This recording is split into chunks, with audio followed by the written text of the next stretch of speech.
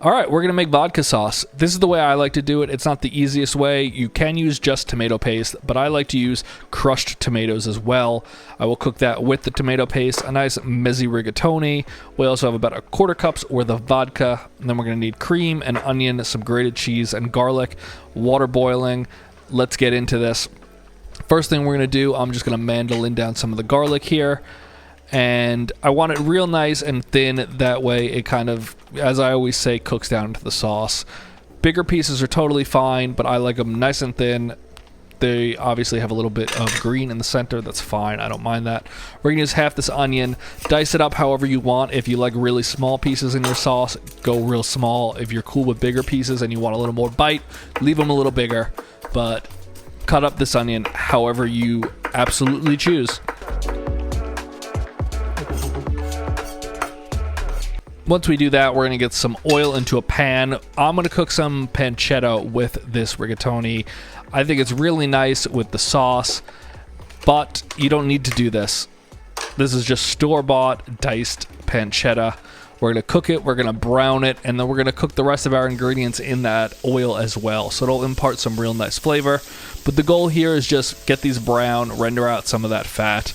Not really looking for anything in particular other than that, just a little bit of browning.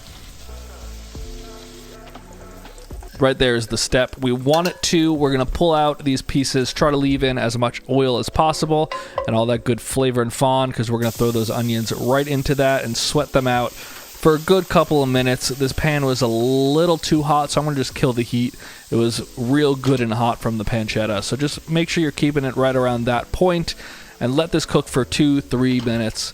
You want to really just get them a little translucent and nice. And then at that point, you can throw in the garlic and let that cook down for another 2 or 3 minutes. Start to get fragrant and nice. You've really now created a nice, base for what the sauce is going to do. And after those have all come together and look real nice, we're going to add the tomato paste. Depending on how much you're making, you can adjust this, but that was probably, I want to say 2 ounces. Really cook that out though. You don't want to use raw tomato paste in your sauce. You want to cook it until, the oils start to separate a little bit like that. But this is where I add in the crushed tomatoes. I think it's a little nicer to add in real tomatoes on top of tomato paste.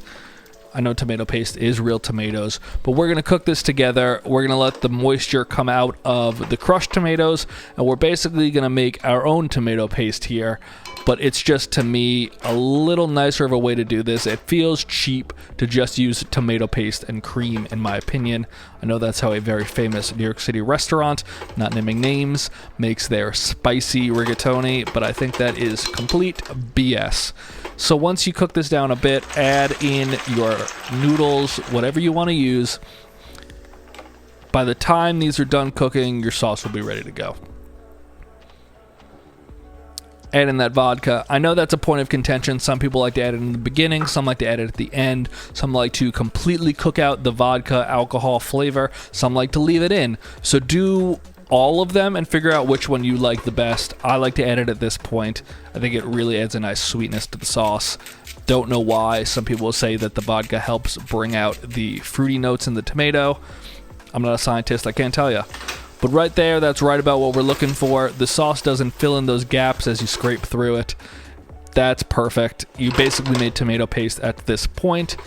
I'm going to add in a little bit of Calabrian chili to give it a kick. These I buy, they come whole in that jar, and I emulsion blend them into this really nice, you can see it's like a Calabrian chili oil. It's beautiful. It has a real kick to it. You don't need to do this, but I'm going to add in the half a spoonful, and that made it quite spicy. So maybe even do less than that, but it is a beautiful flavor, I think, on top. Vodka sauce to me is really nice with a spicy kick. Now we had our main ingredient of a vodka sauce, which is cream. That was 1/4 cup.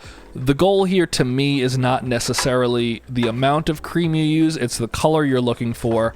I know the color pink that I want my vodka sauce to look like. That is almost there, but I'm going to add in a touch more cream because I know it should be just slightly lighter. And then I know that's the goal that I'm going for. So in reality, it was probably a little less than half a cup of cream. We're going to add in 1 tablespoon of butter, which helps give the sauce a real nice shine and gloss to it. Butter is a really nice finishing for a lot of these sauces. I'm also going to throw some of those pancetta pieces back in to help warm them up. We'll garnish with the rest too, but once your noodles are done, throw them in and we could start to really emulsify this all together and cook it in the last few minutes of that sauce. Don't forget also your best friend, pasta water. This will help emulsify beautifully.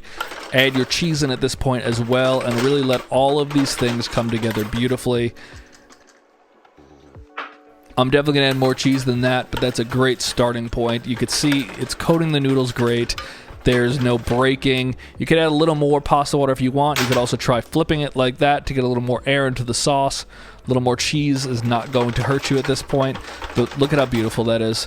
It's exactly what you want the sauce to be.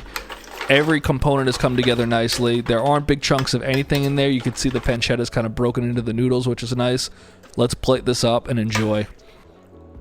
You can see the noodles, the rigatoni had those nice kind of edges on them, and they're not completely smooth, so they hold that sauce beautifully. Garnished with a little bit of parsley, a little bit of that extra pancetta, and always cheese, especially when your pasta is hot and that cheese kind of melts right onto the top of it. This is a very easy weeknight sauce. So many things you could add or take away from it. Let me know how you make it, and see you next time.